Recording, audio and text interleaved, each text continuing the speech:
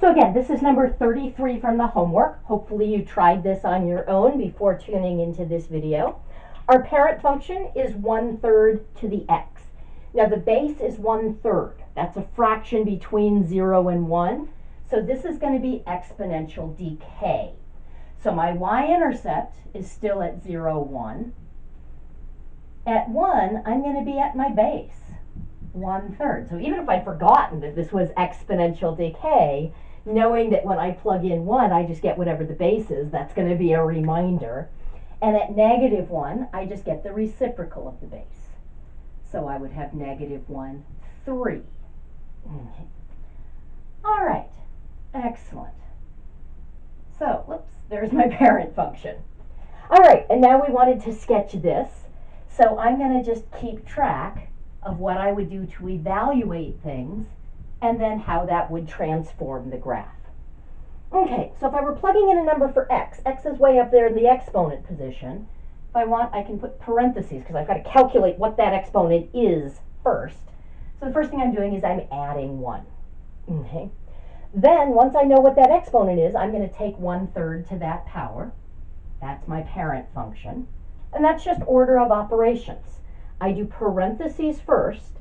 Now, I added those parentheses, but the fact that the x and the 1 were in that position meant they were grouped together. There are understood parentheses when things are in the same position in a function. So you do any sort of grouping, whether it's a literal set of parentheses or not. Then we do exponents, and then we'll do the subtraction. Okay. All right, so anything I do after the parent function is a vertical change. Anything before is a horizontal change. The horizontal transformations are counterintuitive. So adding 1 is actually going to shift things to the left by 1. Vertical is more intuitive. Subtracting 3 moves things down in the negative direction, 3. So it looks like we're doing 2 shifts here. Now, if you wanted to do them both in all at once, that's totally fine. I'm going to just do them one at a time. Again, for showing work, I need to see somehow that you were doing 2 things. So either do them one at a time or write down the things that you're doing, or both. I'm going to do both, but either would be sufficient. Okay. I'm just going to choose to do the horizontal change first. So I'm going to move things to the left 1. And I'm keeping track of those 3 points, and I'm keeping track of my asymptote. So if I'm moving to the left 1, I'm going to affect that by doing the opposite of this to my x values. So I'm going to subtract 1 from my x values. So the point -1, 3 becomes the point -2, 3. The point 0, 1 becomes the point -1, 1. And the point 1, 1/3 becomes a new y-intercept at 0, 1/3. Did that affect my horizontal asymptote?